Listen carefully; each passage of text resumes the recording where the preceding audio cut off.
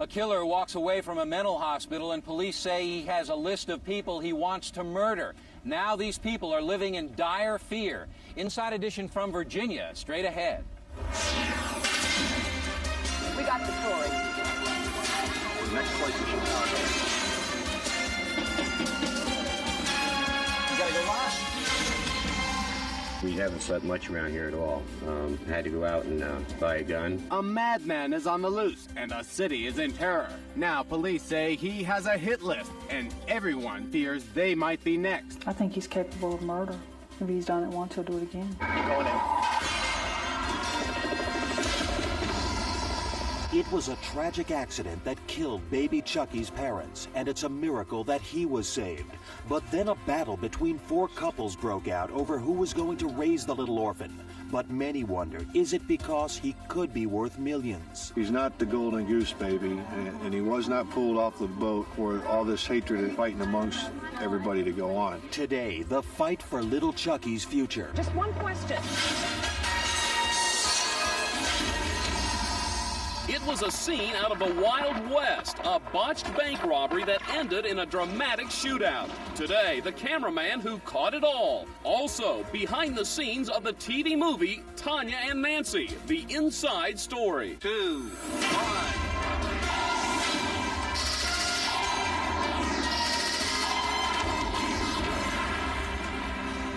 Hi, I'm Bill O'Reilly. Thanks for watching Inside Edition today. We are here in Norfolk, Virginia to tell you about a vicious killer who has escaped from a mental institution close by.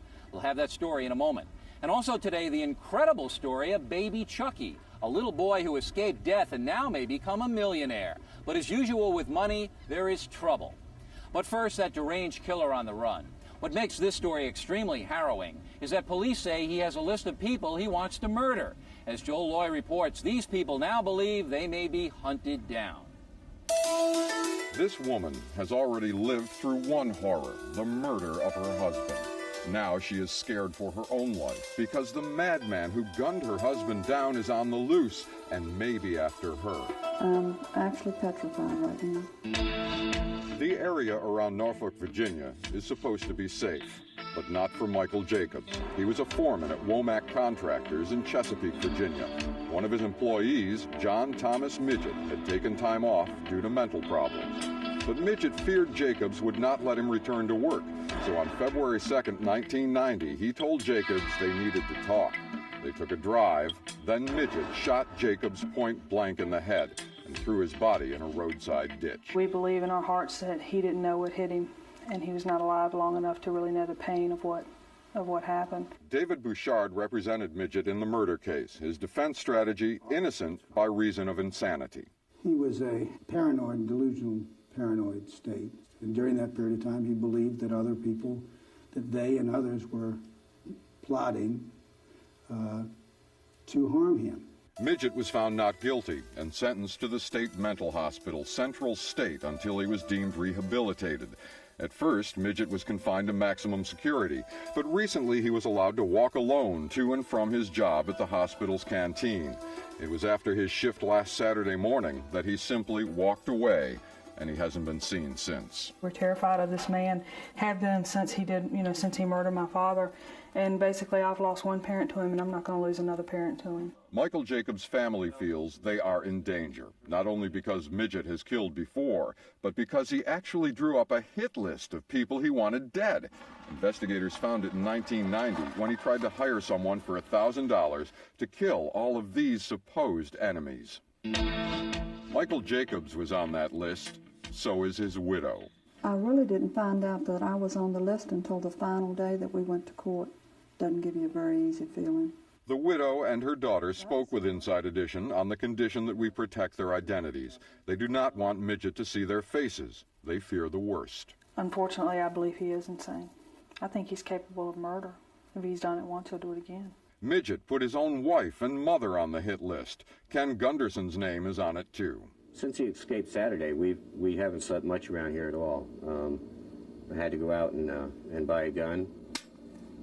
Gunderson thinks he's on the list because he gave police incriminating information against Midget when another Womack employee was found dead. He says he always thought Midget could be dangerous. He had a fear that somebody was definitely out to get him, and he didn't know exactly where it was coming from. He thought they were plotting against him, either to take his job or to actually physically harm him, kill him, or do whatever it was.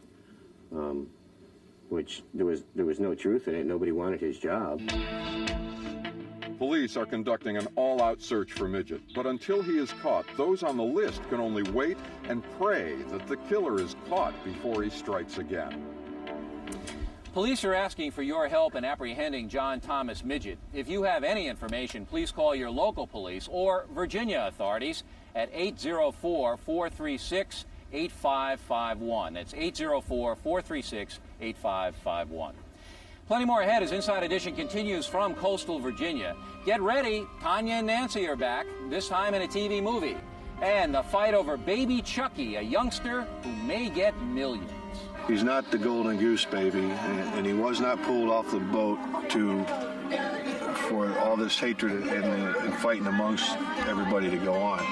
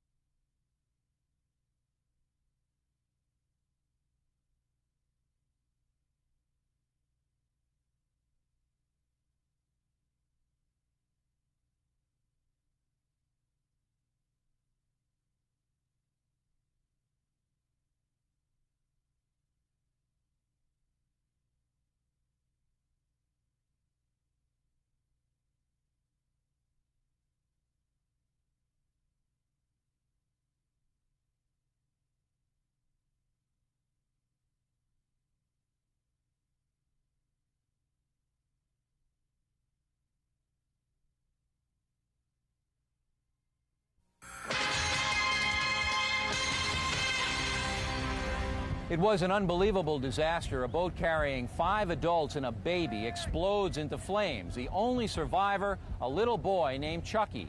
Now Chucky may become one of the youngest millionaires in America. And guess what? 4 couples have been fighting to adopt him. Rick Kirkham with our report. Declare you, Chucky, you Marla, to be husband and wife. They were married on July 12th of 1991 on their boat. I was maid of honor and Larry was best man. It was very special. Cheers. Everybody has to click, right? Not official, but not click. It actually rained, and the rabbi said, "You know what this rain means?" And Chuck and Marla said, "No, what does this mean?" And they said, "Well, it means a sign of fertility. So that may mean that you're going to be having a baby very soon." And ironically, they did have the baby, and that was Chucky. When the baby was born, Chuck and Marla were thrilled to death. Chuck, though, was older, and he had never been around small children. And, I mean, Chuck was just almost comical. And he was so excited about this little baby son that he had. Chuck Hoffman, a successful Cleveland businessman, had been friends with Larry Morgan and his wife Barb for over 25 years. And when Chuck married his young wife, the two families looked forward to years of happiness together. But even the Hoffmans' joyful wedding was a foreshadowing of tragedy to come. Another outing on this very boat would 2 years later end in disaster. It was Mother's Day. Chuck and Marla had docked their boat at the Flats, a popular Cleveland entertainment center on the Cuyahoga River. Suddenly, their boat erupted into flames. On board were Chuck and Marla, her parents, her brother Bud, and 10-month-old baby Chucky. It was just devastating. And at that point, we didn't know about the other members of the family being killed. All that we knew was that Chuck and Marla had been killed and that Chucky was in the hospital. All told, 5 members of the family died in the flames, but miraculously, 1 life had been wrested from this fiery death. This is Chucky today. Now almost 2 years old, he owes his life to 3 off-duty firemen who plucked him unharmed from the burning boat. He was the only survivor, now an orphan. But according to the Morgans, they had a pact with Chucky's parents. We had made a commitment, and it was an honor. And we had promised them that we would raise Chucky if anything ever happened to them. But Chucky did not go to live with the Morgans. His parents had died without a will, and that meant the baby had to be released to blood relatives until the courts could choose a permanent home for him. He went to live with his uncle, Bill Moss, and his wife, Carol. Even though they themselves were still reeling from the death of 5 close relatives, they tried to shield Chucky from their pain. When you looked at him, you thought about the rest of the family, and it started getting to you, and you cried a little bit. But when you kept your emotions away, it let him kind of heal a little bit faster. Where are you going? Though it was hard adapting to having a toddler at home, Chucky was worth it. He's family. Look at that. He's always been part of the family. I mean, you know, my sister, her only child. Not surprisingly, Bill and Carol Moss decided to file for permanent custody. So did the Morgans. But then things got even more complicated. Bill's sister, Teresa Hall, also entered a claim for her nephew, and so did Patrice McMonigal. Only a second cousin to Chucky, she was nevertheless the closest relative on his father's side to seek custody. We understood from the very beginning that anyone could get an attorney and go present their case, and we thought that's what was going to happen, and that's what should happen. Right. And things got pretty sick there. Nasty allegations of fortune hunting surfaced almost immediately. Chucky, you see, stands to inherit $10 million if a lawsuit filed against the boat manufacturer is successful. Perhaps it was implied some of the parties weren't being motivated by love alone. This charge was universally denied. He's not the golden goose baby, and he was not pulled off the boat for all this hatred and fighting amongst everybody to go on. But Bill hadn't heard the worst. As each family tried to prove in court that theirs was the best home for Chucky, Bill was dealt a horrible blow by his own sister, Teresa Hall. I didn't wear a sign on my forehead saying, "My brother raped me, let's talk." It just was not a thing you talked about. But Teresa is talking now. She testified at the custody hearing that when they were teenagers, her brother Bill raped both her and her sister Marla. Bill has problems, and he really has no business with Marla's baby. Teresa says she is horrified that baby Chucky was living with Bill and that this is the last thing their sister Marla would have wanted. I knew Marla's emotions and Marla's feelings towards Bill. They were not good. They're no better than what mine are. And I know, even to this day, Marla is just screaming, "Get him out of there." She says she only came out with these charges to safeguard her nephew. I don't know that Bill would purposely hurt Chucky. I don't know. I think mentally, things need to be checked out. Bill denies these charges, and Teresa has no plans to pursue them in criminal court. She says she's only interested in finding the best home for Chucky, either with her or with the Morgans. Though downplaying their shock at these charges, the Morgans continue to press for custody, regardless of the lack of blood ties and a will. It's not that we want to adopt a baby. This is our best friends in the whole world, their special child, and he means so much to us. And though it's been a tough road for Bill and Carol Moss, gaining Chucky would make this all worth it. Going through this wouldn't have been worth all the money in the world, No. but a baby is. A baby is, yeah. Last week, the court finally announced its decision. Would Chucky go to the Morgans, to the Mosses, to his Aunt Teresa Hall, or to his cousin Patrice McMonigal, who had never even met Chucky prior to the custody case? The court determines that it would be in the best interest of Charles Hoffman II that he reside with Patrice McMonigal The surprise decision stunned the other 3 families, who all thought they should have won.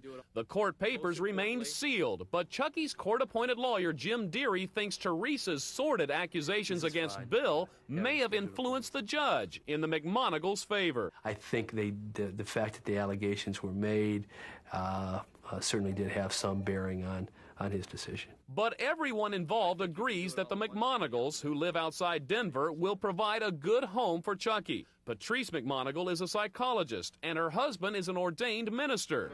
The well-to-do couple have 3 other young children for Chucky to play with, and in Colorado, the boy's tumultuous past will not be known.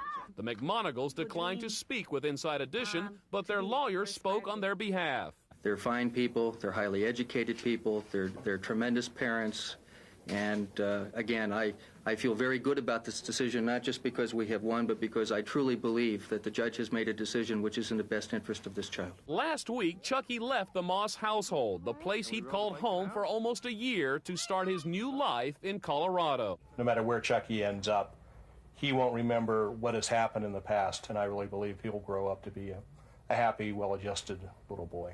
I wish he was here with me, but he is alive, and that's one great point right there. There has to be an ending point, and I think we need to let Chucky get on and have a life. Right.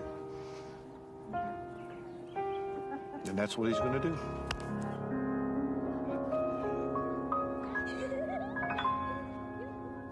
Well, Chucky's new family told us he is adjusting extremely well to his new home in Colorado. Coming up, we'll talk to the women who play Tanya Harding and Nancy Kerrigan in the TV movie, and a dramatic shootout in Wisconsin reminiscent of John Dillinger. At the time when I saw that van start coming down the road and I saw the rifle extend out of the window, I knew I was in a very bad spot. I had to move.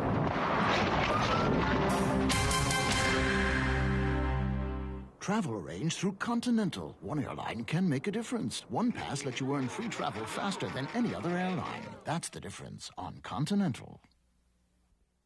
On Tuesday, a hero cop is wrongly accused of murder, and as Inside Edition will show you, his life will never be the same.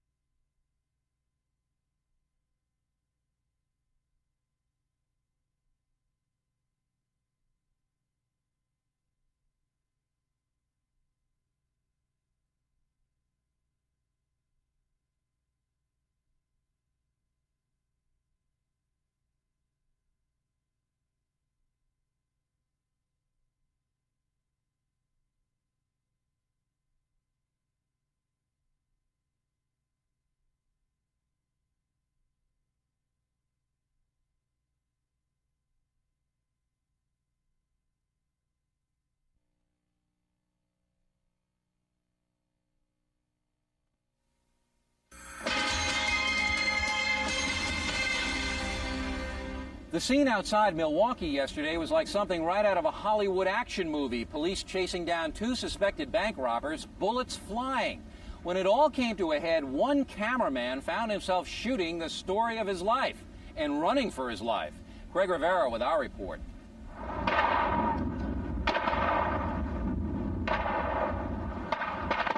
By the time this scene took place, a female hostage had been taken, 1 officer had been shot to death, and 2 were wounded.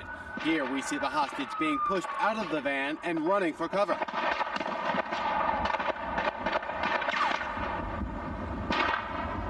Despite heavy police fire, the van managed to take off.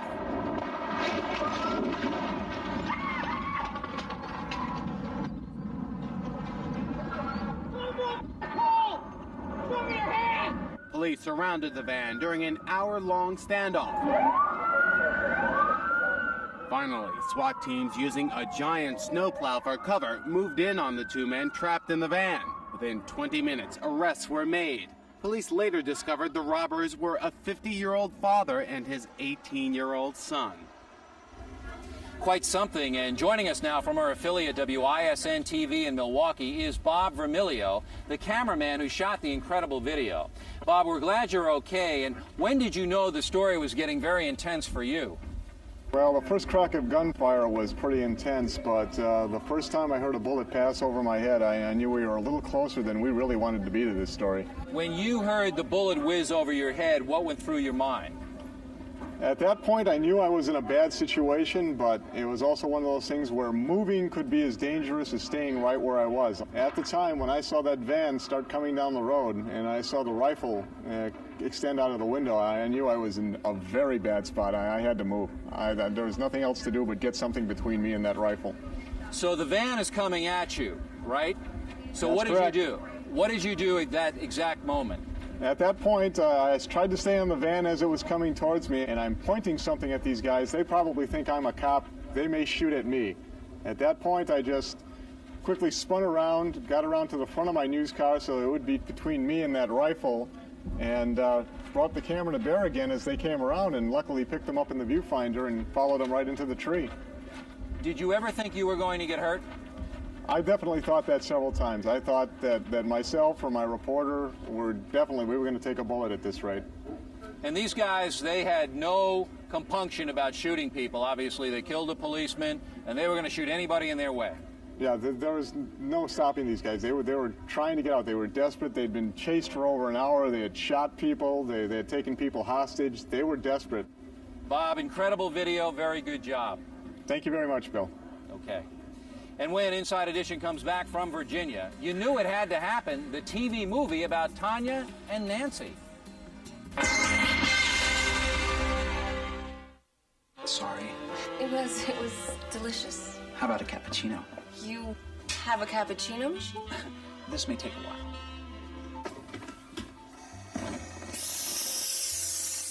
Maxwell House cappuccino.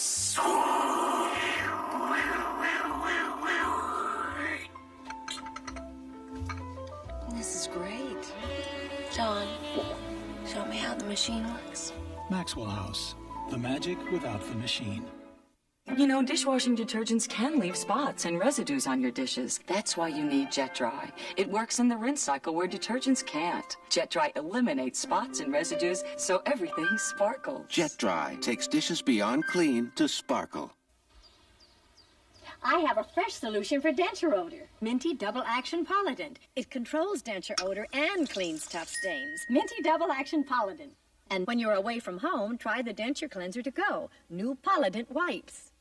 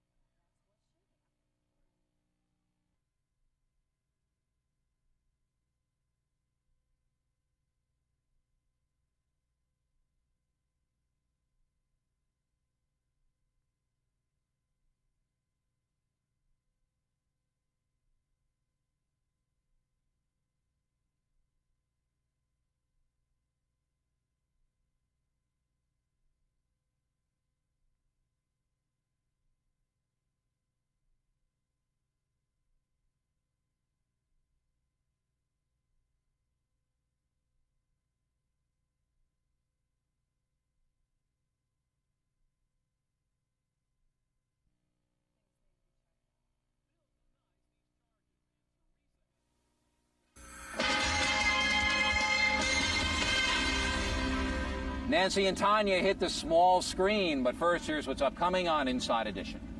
Until now, Tanya Harding hasn't answered the tough questions about her ex-husband. He told me that if I didn't cooperate, that he would have me taken care of. Her image. There are people who want to believe that you are just an evil bitch. Or the attack. Did you make any phone calls about Nancy Kerrigan in any way, shape, or form? Tanya Harding telling the truth. And now, the rest of the story. That's next time, and finally today, it's a story that won't go away, the ongoing saga of Nancy Kerrigan and Tanya Harding. This weekend, there is a TV movie that surprisingly is getting some good reviews. Here's Jeff Cole. Mark! Why? Let me tell you, I'm gonna whip her butt. The first TV movie about the Darling and the Daredevil is going to air Saturday. Tanya and Nancy, the inside story. It stars Alexandra Powers of LA Law as Tanya. I think that in some ways she's a victim because there's a lot of abuse in her life. According to the producers, the movie will reveal the darker side of the high-pressure world of competitive skating. But the race to the finish wasn't limited to skating. The competition to be the first TV movie to make air about Harding and Kerrigan was fierce. And this production appears to be the winner because in an unbelievably hectic schedule, all the casting, scripting, writing, and editing was done in just over 11 and a half weeks. Everybody feel sorry for you? Is that what it is? The movie also examines the relationship between Tanya and ex-husband Jeff Gillooly and portrays it as a violent partnership. What he's like behind closed doors, I think that's up to artistic interpretation. And, that's what I'm going for. Even Nancy Kerrigan, played by Heather Langenkamp, gets some tough treatment. What are you looking for, sympathy? It must have been devastating for her, because at that point, right after the attack, she wasn't sure of what kind of damage had been done to her knee. What are you afraid of? I don't know. Although the real-life Tanya Harding always kept up a strong front, when she was asked what she would do when she met Nancy Kerrigan for the first time after the attack, she responded, "Give her a hug, if she would let me." And what would the TV Tanya say to the real-life Tanya if given a chance? I'd just like to give her a hug if I saw her. Tell her I hope she's okay. And on the next Inside Edition, the real Tanya Harding will answer the questions on everyone's minds. And that's it for us today. I'm Bill O'Reilly reporting from Norfolk, Virginia. Thanks again for watching us. Next time, we'll be reporting from Portland, Oregon with Tanya. See you then.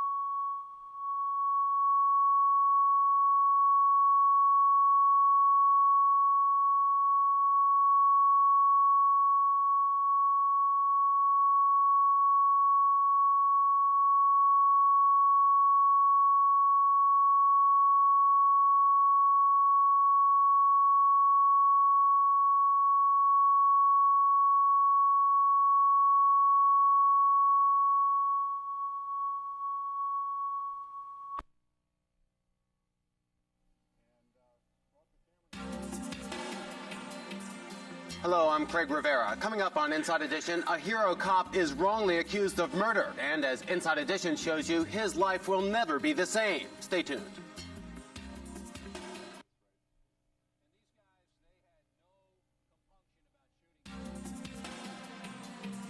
Hello, I'm Craig Rivera. Coming up after the news, a hero cop is wrongly accused of murder. And as Inside Edition shows you, his life will never be the same. Please stay tuned.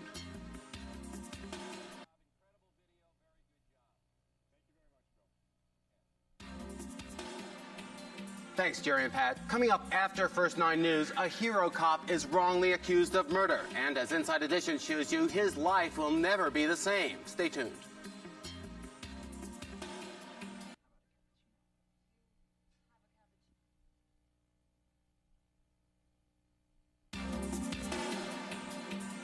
You're watching Hollywood's version of the Tonya Harding story. You'll see Tonya herself answer the questions she's never answered before Monday, only on Inside Edition.